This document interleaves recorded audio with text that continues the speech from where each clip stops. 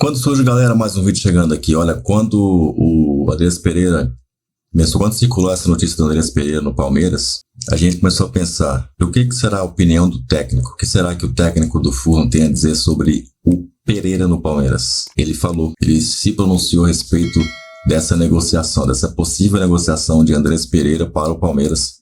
Vamos ver o que o técnico do Fulham falou dessa situação. Vamos ver agora. A gente já começa falando desse dia agitado depois do Natal, com o Palmeiras que segue aquecendo esse mercado de transferência, interessado na contratação do meia Matheus Pereira, jogador de 28 anos, camisa 10 do Cruzeiro. Mas aí uma questão é que o Cruzeiro não tem interesse em se desfazer do Matheus Pereira. E o Pedro Lourenço, dono da SAF do Cruzeiro, já deixou isso bem claro. A única possibilidade seria o próprio Matheus pedir para sair, para ser transferido. Uma possível negociação com o Palmeiras, a nossa apuração é que não foi até visto com bons olhos pelo staff do Matheus Pereira. Ele tem contrato até metade de 2026 com o Cruzeiro. O Palmeiras sinalizou com uma proposta de mais de 12 milhões de euros, de cerca de 80 milhões de reais, mas aí cai naquele problema. O Cruzeiro não vê necessidade e não tem interesse em se desfazer do jogador, mas é um nome que interessa ao Palmeiras. Seria ótimo para o Palmeiras e péssimo para o Cruzeiro, né? Não vejo um time que quer voltar a ser protagonista, como o Cruzeiro tem se mostrado, pelo menos no mercado tem sido assim. Não faz nenhum sentido você vender o seu grande jogador para um rival, né? Principalmente para uma gestão que vende muito da sua capacidade pela questão financeira e de contratar. É um presidente, um dono do clube, na verdade, o Pedrinho, que tem muito dinheiro, que já investe no clube mesmo antes de ser dono, e um homem que cuida do futebol, que contrata. Então, você perder o seu principal jogador para um rival direto no futebol brasileiro, claro que não seria bom. E o Palmeiras faminto, né? Tá babando a Leila no mercado. Aliás, falando sobre isso, a gente estava conversando aqui na redação, essa mudança de postura do Palmeiras tem chamado a atenção, né? Porque se a gente for pegar nas últimas temporadas, o Palmeiras nunca foi tão agressivo assim no mercado, né? E a gente estava imaginando o porquê dessa mudança. Nos meus argumentos aqui, porque a gente tem um pré-troca de passes aqui que é agitado. É bom também. Eu estava dizendo o seguinte, eu acho que tem o fato de 2024 não ter sido um ano de títulos para o Palmeiras e o fato também de ter olhado para os rivais e falar, opa, esse pessoal está contratando a Vera, a galera está gastando um dinheirinho aí, acho que eu vou ter que me mexer para continuar nessa briga. Como é que você vê, se é que você concorda que há essa mudança, Ale? Acho que tem um pouco disso tudo e acho que tem o fator do Palmeiras não ter conseguido vencer os principais jogos da temporada. Contra o Flamengo, contra o Botafogo, foi eliminado por um na Copa do Brasil, eliminado por outro na Libertadores, perdeu o confronto direto no Brasileiro, os 2 jogos para o Botafogo, então é uma sensação... Aliás, o Palmeiras não venceu nenhum dos 5 primeiros colocados do Brasileiro nos 2 turnos. E na verdade, se você for olhar, desde que o Abel chegou, o Palmeiras é um time que não perdoa os adversários de médio porte, mais fracos, ganha muito ponto, não perde pontos bobos que a gente contabiliza no fim do campeonato, mas tem dificuldade. O Abel ganhou pouco do Flamengo, mesmo do Atlético Mineiro, naqueles primeiros anos em que a rivalidade foi até maior. São Paulo também eliminou o Galo na Libertadores muitas vezes, mas poucas vitórias na somatória. O São Paulo meio que meio a meio ali, né? Mas falando dos times ali que estão disputando todo ano os títulos, eu acho que é a noção de que precisa investir e gastar mais. Talvez o Abel tenha finalmente convencido a presidente disso. E você não tem, assim, a base vai continuar fornecendo ao Palmeiras, porque acho que ainda é a melhor base do país. Mas para o ano que vem, não tem nem o Endrick nem o Estevão chegando. O Endrick já foi, o Estevão vai no meio do ano. Luiz Guilherme também já foi. O Luiz Guilherme já foi, né, que era um pouquinho abaixo desses dois, mas outro grande jogador. Claro que pode surgir, de repente, a gente pode estalar o dedo e botar um moleque ali que vai ser tão importante do Luigi quanto. Agora, né? Que é um menino, um atacante. Mas assim, não tem nenhum que você olhe e fale assim, esse é o de 10 é bola certeira. Então, sendo que já vieram Felipe Anderson e Maurício na última janela de meio, que não são pouca coisa. Veio o Felipe Anderson, o Maurício, acabou vindo o Lázaro, né? O Giai, que acabou vindo, mas se você for ver o processo de investimento do Palmeiras, é que agora esses jogadores causam mais impacto. Mas a formação desse time lá de 14 para 15, ali que veio realmente Dudu, que veio Zé Rafael, que veio Veiga, Scarpa. Gomes, o Everton. Nossa, eles contrataram tudo que tinha de jovem nessa época. O Lucas Lima, que veio do Santos, enfim, né? O Gustavo e por aí veio. Chega um ponto, naturalmente, o tempo ele passa. E você quer oxigenar isso. E nesse momento, o Palmeiras também criou um lastro administrativo e financeiro que possibilita ele falar, que tipo de atleta que nós vamos no mercado pegar? Opa, nós vamos perder o Estevão, então nós precisamos de alguém. É a questão do Paulinho. Então chegou o ponto que você precisa realmente reforçar, até porque tem o Super Mundial.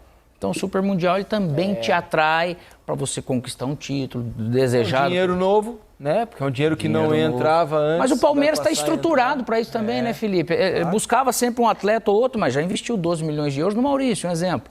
Então você vai para o mercado, você vai precisar pagar 20, vamos pagar. Nós temos dinheiro, temos condição? Tem. Então vamos. Eu acho que chegou o momento, você faz parte.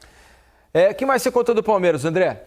Pois é, o Palmeiras ainda não anunciou oficialmente o Paulinho, mas o torcedor agora já está muito mais preocupado com o Andréas Pereira, que hoje, inclusive, foi titular no Fulham que venceu de virada o Chelsea na Premier League. O Andréas saiu da partida quando o Chelsea perdia e aí o time conseguiu a virada. Depois da partida, o técnico português Marco Silva foi perguntado sobre essa possível negociação, a gente vê a informação.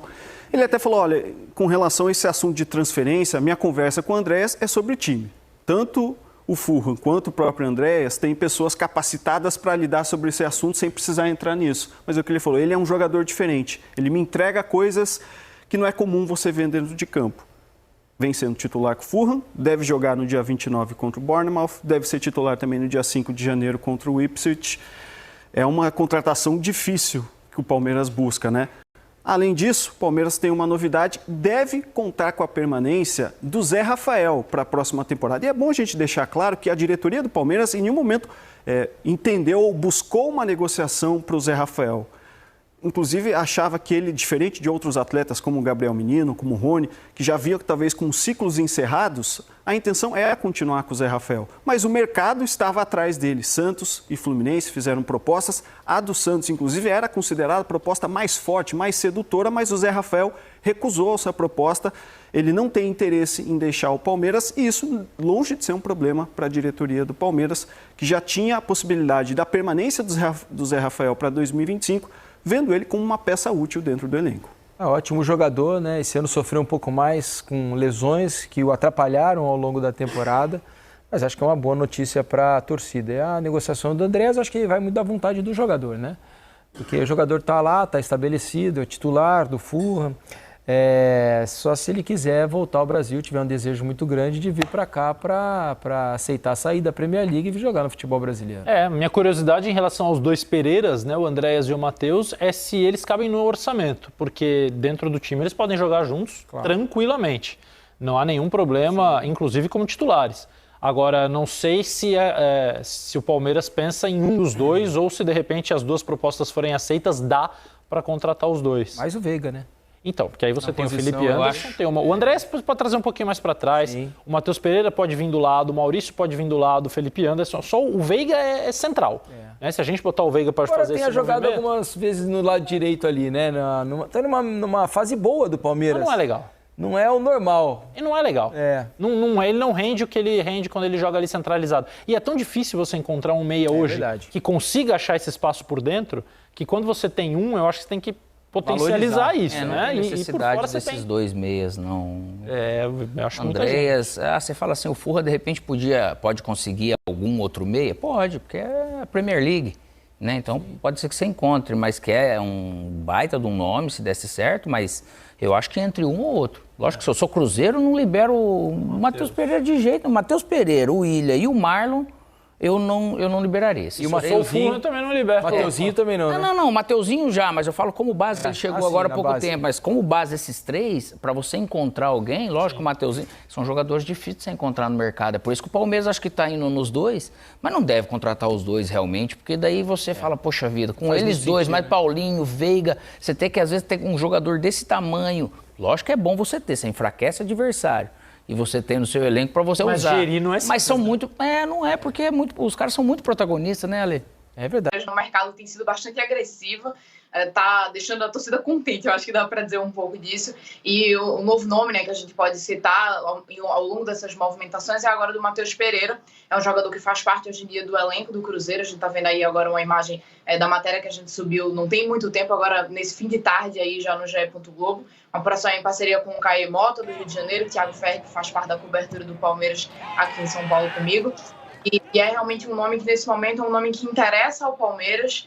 E aí existe, o que se estuda nesse momento é a apresentação, né, de uma proposta para o Cruzeiro. Nesse momento, o Cruzeiro ele trabalha com a ideia de que não tem essa ideia de negociar o Matheus Pereira. Essa proposta que o Palmeiras vem pensando em fazer é em torno ali de 12,5 milhões de euros. Enquanto isso, o Cruzeiro, né, trabalha com a ideia de, na realidade, só querer negociar o Matheus Pereira ali por um valor em torno de 25 milhões de euros. Então, existem esses dois lados da moeda que estão, digamos assim, em dois lados diferentes dentro dessa história nesse momento. E aí eu acho que vai ser aí ao longo dos próximos dias para poder a gente acompanhar como é que vai ser o desenrolar dessa história.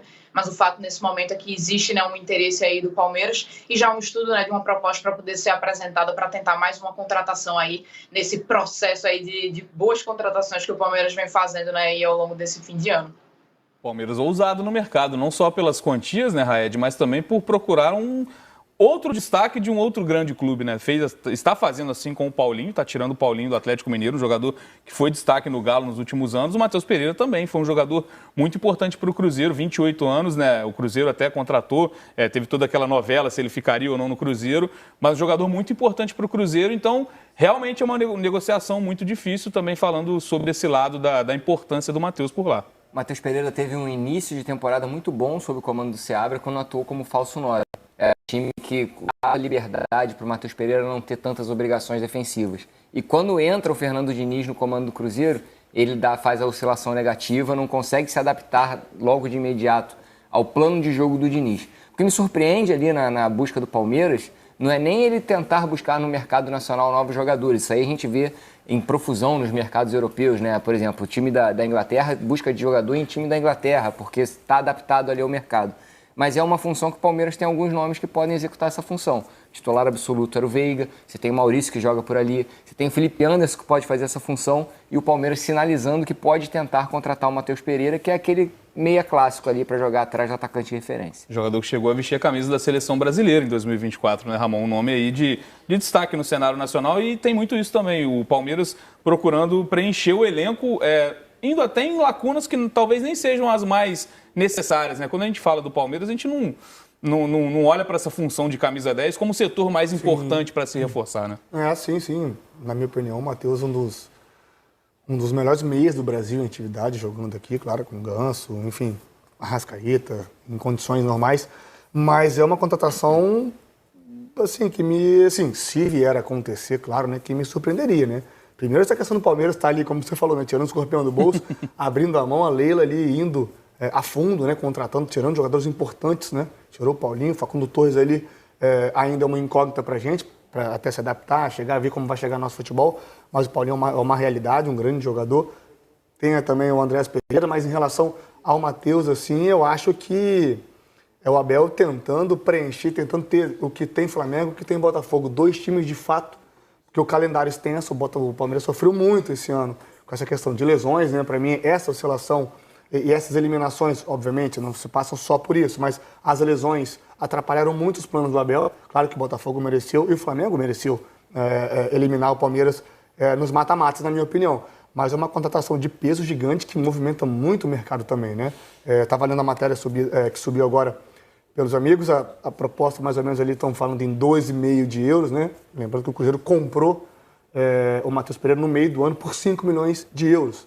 Questão de negócio, é uma super valorização, mais de 100%, mas enfim, pensando pelo lado do Cruzeiro, eu só venderia se realmente eu não tivesse tido algum problema extracampo lá dele, ou se tivesse tido alguma discussão com o Diniz, alguma coisa interna assim. Eu não me desfaria do Matheus Pereira jamais.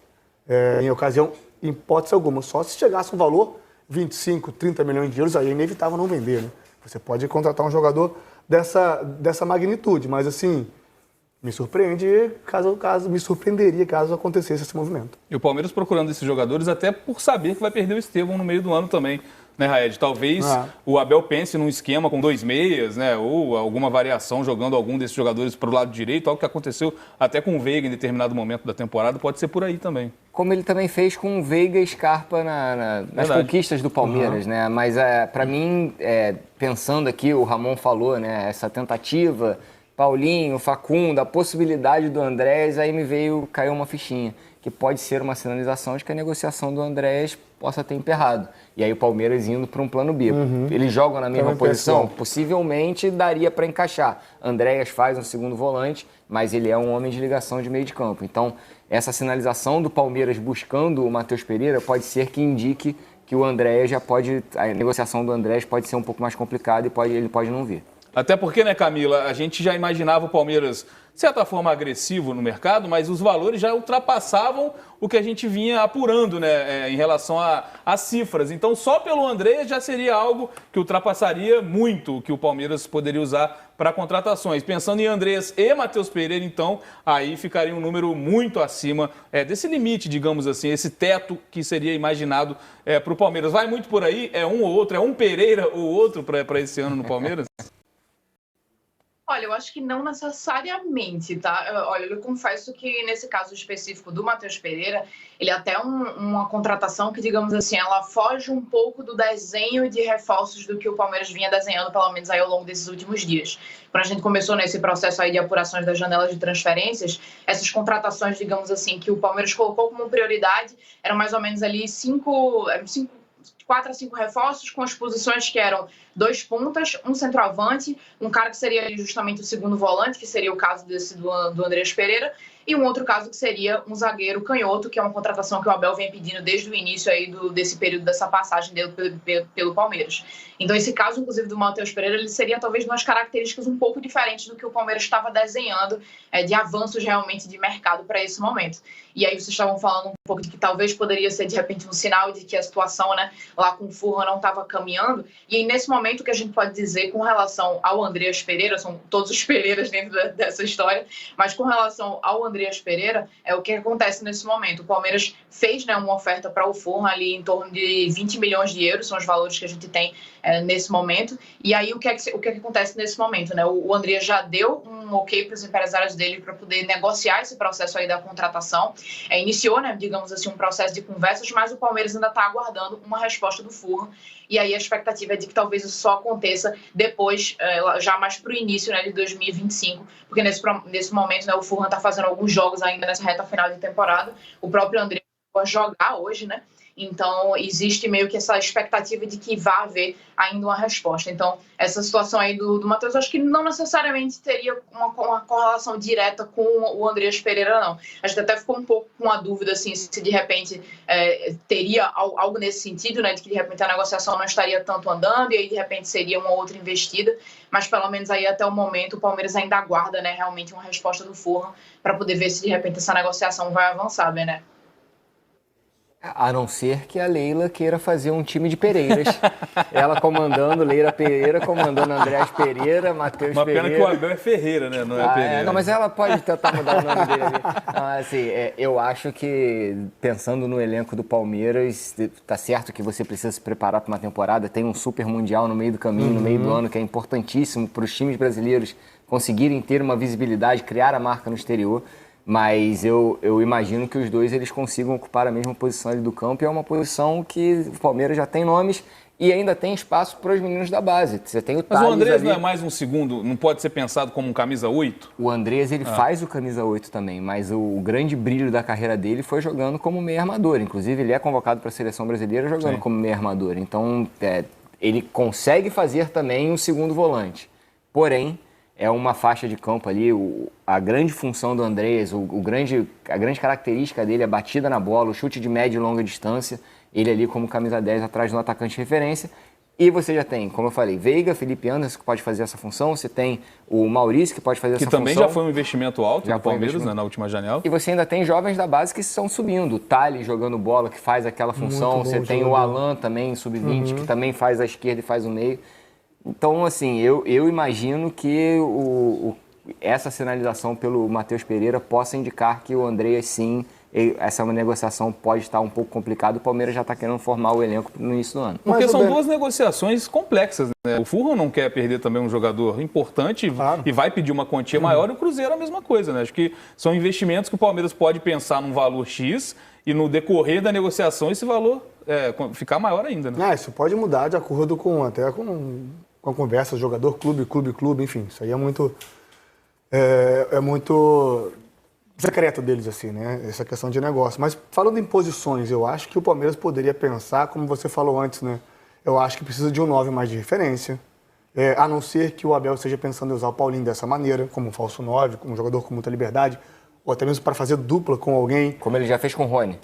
Exato. Eu acho que um zagueiro canhoto, perfeito essa ideia de ter um zagueiro canhoto. Eu acho que a lateral esquerda, Vanderlan e Caio Paulista, principalmente, que não teve um ano igual teve em 23, oscilou bastante. Eles trocaram muito, né, a titularidade entre os dois jogadores. Eu acho que a lateral esquerda é uma posição que o Palmeiras poderia pensar em contratar também, já que o Piquerez, não sei se é a estimativa de volta do Piquerez, mas até ele engrenar novamente, pegar o ritmo de jogo, a confiança necessária para retomar o desempenho que ele vinha tendo antes de lesionar, demanda tempo, né? E como o Red falou, tem o Mundial. O Mundial é o momento dos clubes brasileiros se colocarem no cenário mundial e conseguirem tentar ser o protagonista, classificar, enfim, chegar o mais longe possível. Eu acho que essas posições aí, zagueiro, lateral e atacante de referência, seriam, para mim, as prioridades do time do Abel. Camila, até aproveitando o gancho do Ramon, o lateral esquerda entra nessa área de procura do Palmeiras, ou o Piquerez já é aguardado para começar como titular a temporada 2025, depois de uma lesão grave, né, que tirou ele de um momento muito importante da temporada 24? Olha, a princípio, pelas informações que a gente tem até agora, até esse momento ainda não entrou. Eu vi até que ele falou sobre a questão desse período, né, de retorno do Piquerez, e ele já estava até na reta final dessa última temporada. Existe até uma expectativa de que talvez para as últimas rodadas ele fosse conseguir estar à disposição. Isso terminou não acontecendo, mas no final das contas o Piquerez ainda terminou adiando um pouco das férias dele nessa reta final agora do ano. E aí continuou, né, o processo mesmo de recuperação, de preparação lá dentro do clube. Existe pelo menos uma ideia de que aí para para o início, né, do ano que vem, já no período ali de pré-temporada, para preparação para 2025, existe uma ideia de que pelo menos ele já esteja à disposição para poder se juntar ao grupo, né? Evidentemente, tem toda essa questão que vocês falaram, de questão de ritmo de jogo e tudo mais, e aí vai ser mais uma, digamos assim, uma nova etapa desse processo de recuperação para poder ele conseguir retomar. Mas nesse momento a ideia é de que pelo menos ali no início da temporada ele já esteja fazendo parte do grupo e consiga, né, talvez ali no início do Paulista estar à disposição do Abel Ferreira. Eu falei agora há pouco sobre um possível teto estipulado pelo Palmeiras para essa temporada, para contratações para 2025. A gente tem os números do que seria esse planejamento inicial do Palmeiras. O planejamento inicial do clube era gastar cerca de 200 milhões de reais. Né? Então, a gente já viu ali com o Facundo e com o Paulinho essa meta já ser quase batida, 185 milhões os dois juntos. O Facundo já foi anunciado e o Paulinho ainda por detalhes para esse anúncio. Então, com o Andreas, esse número já iria para mais de 100 milhões a mais do planejamento inicial. E aí hoje a gente ainda inclui o possível gasto com o Matheus. Então, fazendo as contas, não sou tão bom de matemática, Red, mas quase dobra esse planejamento inicial e mostra ainda mais um Palmeiras agressivo. O que pode indicar também que pode ter alguma proposta importante para algum jogador importante do elenco do Palmeiras. E se o Palmeiras está tentando reforçar o corredor central, que o Veiga era titular absoluto, pode indicar que alguma movimentação no elenco do Palmeiras ali, nessa função, pode acontecer nos próximos dias. Não tenho informação, mas pegando essas pequenas referências, sabendo do futebol, vendo o futebol dia a dia, é possível que o Palmeiras esteja se preparando para uma possível perda. É isso, estou tentando fazer as contas aqui. Com Facundo, Paulinho e Andreas, vai para 313 milhões de reais, sendo que o planejamento inicial era de 200. Se a gente botar mais 80 do Matheus Pereira, que a gente sabe que é a quantia, o valor oferecido, vai para quase 400. Realmente, é quase o dobro do planejamento inicial. Então, há indícios também. Claro, já tem a questão do Estevão. O Palmeiras sabe que vai perder o Estevão em julho. Para o Chelsea é uma venda que já está no orçamento há algum tempo. E o Palmeiras tem sido um bom vendedor também, né? Tem conseguido fazer bons negócios. Tem alguns ativos que o mercado olha com muita atenção. Caso do Vitor Reis, o zagueiro jovem, o Richard Rios também é outro que chamou muita atenção na Copa América. Então, certamente, isso está dentro do planejado, né? Mudando a rota um pouco pelo que tem de opções no mercado. Até o Raed citou o Thales, que é um garoto da base, que é muito promissor, goleador, né? é muito bom jogador. Você tem o Luigi também, um atacante de referência, que é muito bom, provavelmente deve jogar a Copinha agora, sendo parceiro do Thales. Riquelme e Felipe pelo lado Exatamente, do campo. Né? Tem, assim, e tem esses ativos que ainda estão na base, precisam de amadurecer, né? De maturar para conseguir chegar ao profissional e conseguir vender. Fora o Kevin, fora o Hendrick, fora o Luiz Guilherme, fora o Estevam, enfim. É o Palmeiras fazendo dinheiro com a sua base. Obviamente o trabalho da base do Palmeiras é incrível. A gente aqui não cansa de elogiar, né? A gente viu o Palmeiras revelando os jogadores ano após ano e conseguindo vender muito bem. Então, assim, é um dinheiro também que pode entrar nessa contabilidade para ajudar a contratar jogadores, grandes jogadores, gastando o que está gastando agora. Vamos ver mais alguns números, então. Tem a previsão dos valores de receitas para o Palmeiras para a próxima temporada, né? Negociação de atletas, 301 milhões e meio. Patrocínio e licenciamentos, inclusive o Palmeiras tem um novo patrocinador master para 2025, 237,1 milhões. Direito de transmissão, 172,3 milhões. O plano de sócio Avante, 80 milhões. Arrecadação social, 68,2 milhões. Premiações, 64,2 milhões. Arrecadação de jogos, 55,8. Rendas diversas e incentivos fiscais, 58,4 milhões. Aí eu não vou arriscar fazer conta de jeito nenhum aqui de cabeça, mas dá para saber que é muito dinheiro. É muito dinheiro. E aproveitando que o Ramon falou sobre essas vendas que o Palmeiras fez também, vamos dar uma olhada no comparativo só dessa era Abel Ferreira, das maiores negociações do Palmeiras, as maiores compras e maiores vendas também, até para mostrar como está mudando um pouco esse perfil. A gente tem milhões de euros, a fonte lá é o Transfer Market, do lado esquerdo, as maiores contratações feitas pelo Palmeiras. A gente já está colocando o Paulinho ali com asterisco, ainda falta o anúncio, e ela está se colocando como a primeira, 18 milhões, e o Facundo logo em seguida, 11 milhões e meio, esses valores todos em euros, lembrando que o total dessas compras, só desse top 10, tá? Não estão todas as contratações aí da era Abel Ferreira, 84 milhões de euros. Do lado direito a gente está vendo ali alguns ativos que o Palmeiras conseguiu vender, que até jogaram pouco no time principal. A gente tem o Kevin, como o Ramon bem lembrou, 12 milhões, tem o Luiz Guilherme com 23, então as vendas ali, totalizando esse top 10, lembrando, não são todas, 189 milhões,8 de euros. Então, essa diferença de mais de 100 milhões de euros, que na atual cotação dá 675 milhões de reais, é muito dinheiro. Então, mostra também o Palmeiras mudando, porque a gente olha ali também, em terceiro lugar, o Maurício, que é da última janela. Essa mudança gradativa do Palmeiras, né, Camilo? Olhando todo esse planejamento em relação a receitas, aos gastos e a tudo que vem entrando com venda de jogadores. Com certeza, Bené. Eu acho que existem, talvez até, inclusive, dois âmbitos diferentes aí de explicação que daria para a gente colocar. Eu acho que o primeiro é muito do que vocês falaram, nesse sentido de que o Palmeiras ele vem crescendo esse ganho com receitas ao longo dos anos, e aí existem fatores como questões relacionadas a patrocínio e também fatores relacionados às questões das vendas de atletas. O Palmeiras é um clube que ao longo dos últimos anos passou a ser um grande negociador e um grande vendedor de atletas da base, e aí a gente teve justamente recentemente, né, a negociação do Hendrick, agora com a negociação do Estevam. Parte desses valores, inclusive, que eles preveem, né, com recebimento de negociação de atletas, vem inclusive dessa venda, das parcelas, né, da venda, digamos assim, do Estevam, que se transfere para o Chelsea no ano que vem. E existem outros atletas também que são vistos dessa forma, né? Vocês citaram o Vitor Reis, o Richard Rios. Nesse momento, eles são dois atletas que o Palmeiras considera como inegociáveis. São atletas que fazem parte, né, do planejamento, digamos assim, do clube, mas ao mesmo tempo são atletas que o clube vê como peças promissoras, digamos assim, para eles fazerem vendas futuras no mercado.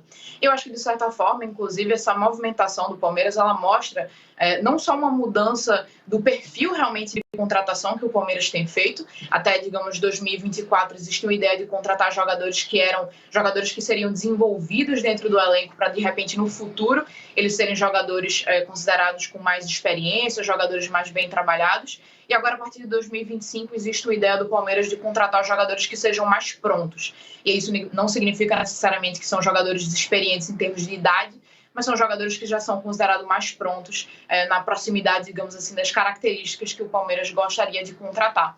E aí, dentro disso, eu acho que existe não só a questão do Super Mundial, mas também talvez uma ideia aí do Palmeiras começando a trabalhar meio que esse processo de reformulação do elenco. A gente tem visto jogadores justamente como o Dudu, que terminou saindo, né, na reta final do ano, essa possibilidade da negociação do Rony. Então, já é um processo aí, digamos, de reformulação mesmo do elenco. E me parece que parte dessas contratações, elas terminam fazendo parte justamente dessa mudança. E aí é de pensar um elenco não só para 2025 e não só para o Super Mundial, mas é quando a gente começa a construir um elenco pensando também para 2026 e 2027. E aí um exemplo disso é justamente contratações como o Maurício ou como o Giai, que é um cara que chega justamente já pensando na saída do Marcos Rocha, né? Então acho que se a gente for colocar num panorama assim, são movimentações que explicam essa mudança de investimento do Palmeiras para 2025, mas também mostram já essa ideia do clube pensando no futuro. Camilo, você falou bem dessa reformulação, né? O Dudu já foi anunciado pelo Cruzeiro, o Gabriel Menino está indo para o Atlético Mineiro nessa troca pelo Paulinho. Você citou o Rony, tem também a questão do Zé Rafael. Essas saídas pontuais, a que ponto estão? O Zé Rafael ainda observa o mercado para saber do futuro? Tem relação, por exemplo, a contratação do Andreas com a saída do Zé Rafael, que podem ser até jogadores concorrentes por uma posição no time titular? Olha, eles seriam concorrentes realmente numa posição de time titular, mas nesse momento, como ainda não existe realmente uma concretização, né, dessa contratação do Andreas, é um processo que ainda está nesse processo mesmo de negociação. O caso do Zé Rafael, acho que é mais até entender os planos dele de carreira, sabe?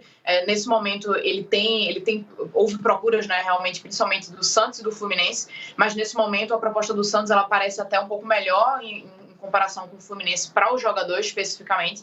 Mas, de uma forma geral, ele ainda analisa um pouco dessa situação, ainda não deu uma resposta, porque ele entende também que existiria, de repente, aí uma margem, né, para poder também permanecer no Palmeiras. Então, acho que depende muito mais, assim, do plano mesmo dele de carreira. Nesse momento, se a gente for falando para 2025, o Zé Rafael, nesse momento, pelo menos, ele não me parece uma peça que seria uma peça titular, quando a gente vai colocar, né, no cenário de quais seriam esses jogadores que estão à disposição do Abel hoje em dia. Mas, ao mesmo tempo, ele também é um atleta que ele pode ser utilizado em funções diferentes dentro desse meio de campo. E aí eu acho também a gente leva em consideração situações como a própria questão do calendário, que é um calendário extenso, então por muitas vezes o Abel termina rodando esse meio de campo. É um setor, inclusive, que muitas vezes termina passando por mudança, por questão de lesão, questão de suspensão. As próprias convocações, porque o Richard Rios muitas vezes termina sendo convocado para a seleção da Colômbia, ele é um jogador que é titular hoje. Então, acho que existem muitos desses pontos a se pesar. Mas no caso do Zé Rafael, acho que é muito mais nessa coisa do sentido de ele ver o que seria o melhor para a carreira dele nesse momento. Eu acho que é um pouco diferente até da situação do Rony, que o Rony, como a gente até já chegou a citar em outros momentos, né, ele tem talvez procuras nesse momento que são menos quentes, digamos assim, para usar o termo que a gente usa, né, dentro do mercado, em comparação com o Zé Rafael, mas, por outro lado, ele já é um cara que é mais visto como fora dos planos. Então, são dois cenários, assim, um pouco diferentes um do outro. Eu sempre termino colocando, assim, os dois para poder comparar, porque acho que fica um pouco mais fácil a gente conseguir explicar, né, a diferença de cenário de um para outro.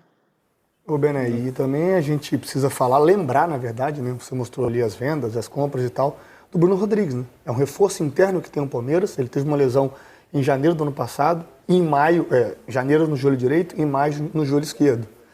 Enfim, pode ser um jogador, não, é um jogador muito importante, para mim foi uma das grandes contratações feita pelo Palmeiras no ano passado, acabou não tendo sequência por lesão, obviamente não por culpa dele, isso acontece, mas é um reforço que pode ser muito importante nesse setor ofensivo também no Palmeiras.